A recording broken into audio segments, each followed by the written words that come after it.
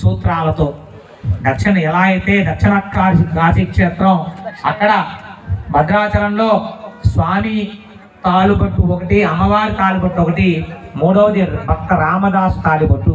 ఈ క్షేత్రంలో స్వామి తాలిబొట్టు ఒకటి, అమ్మవారి తాలిబొట్టు ఒకటి, అమ్మ నారాయణి తాలిబొట్టు ఒకటిగా మనం కళ్యాణ ఘట్టాన్ని నిర్వర్తిద్దాం. కరతాళ ధ్వనులతో స్వామి ఆహ్వానం చెప్పండి. ఒకసారి కరతాళ ధ్వనులు. జై సీతారామచంద్ర స్వామికి, జై సీతారామ